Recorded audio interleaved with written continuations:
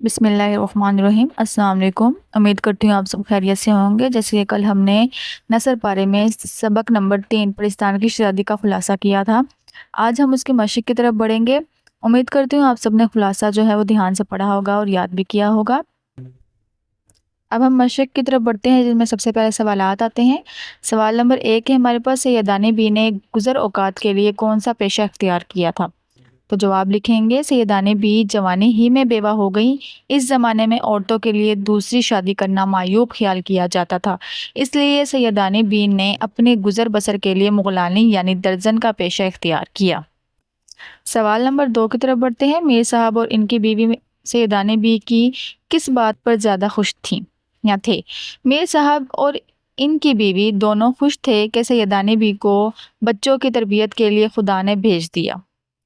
सवाल नंबर 3 की तरफ बढ़ते हैं। पाकिस्तान के बादशाह ने सैयदानी बी को किस काम के लिए बुलवाया था?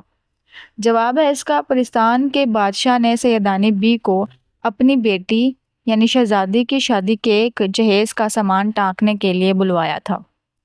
सवाल नंबर 4, बादशाह बेगम का असली नाम क्या था? तो जवाब है इसका, बादशाह बेगम का असली नाम ज़ुमर्द परी था।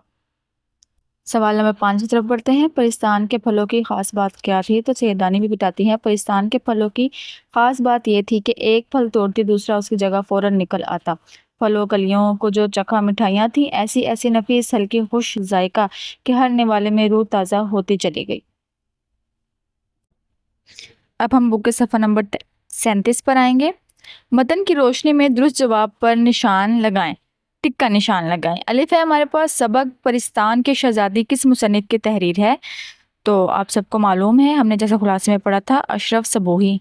किले की बड़ी बड़ी मुगलानियाँ सैयदानी बी के सामने पकड़ती थी। क्या पकड़ती थी भाई? कान पकड़ती थी। पाकिस्तान के बादशाह ने सैयदानी बी को बुलाया। अब हम जैसे हमने बुलवाया था, हमने जैसे सवाल के जवाब में पढ़ा है, तो वो है बेटी का जहेज टांकने को। सैयदानी बी को खाने में मरगूब था। पाकिस्तान में फलदार पौधे बड़े थे। तो इसका जवाब है अलिफ, जो कि है बाश्त भर। बाश्त का मतलब होता है मतलब ये लंबाई का है, लंबाई को कहा जाता है, जो कि 8 से 9 इंच का होता है। पाकिस्तान से सैयदानी बी को इनाम में क्या मिला? कंकर पत्थर। अब हम बढ़ते हैं सवाल नंबर 4 की तरफ। मंदरजा झेल मुहावरात को जुमलों में इस्तेमाल कीजिए। तो हमारे पास पहला अल्फाज है आंखें खुलना। आंखें खुलना यानी किसी भी बात या हैरत से, कोई चीज़ अचानक देखने से आंखें खुली की खुली रह जाना हैरत की वजह से। तो इसको अशार के जरिए अगर बयान करें तो आंखें खुली तो जाग उठी हसरतें तमाम। आंखें खुली तो जाग उठी हसरतें तमाम, इसको भी खो दिया जिसे पाया था ख्वाब में। तो जुमला अगर हम इसका बनाएं अल्फाज का, तो अपने सामने ढेरों खजाना देखकर अली बाबा की आंखें खुली रह गईं। दूसरा है हमारे पास अल्फाज बाल बेका होना, यानी कि कोई भी नुकसान पहुंचाना। जिसे अल्लाह ताला की मदद हासिल हो तो उसका बाल भी बेका नहीं कर सकता, कोई भी उसको कुछ कह नहीं सकता, कोई नुकसान नहीं कर सकता उसका।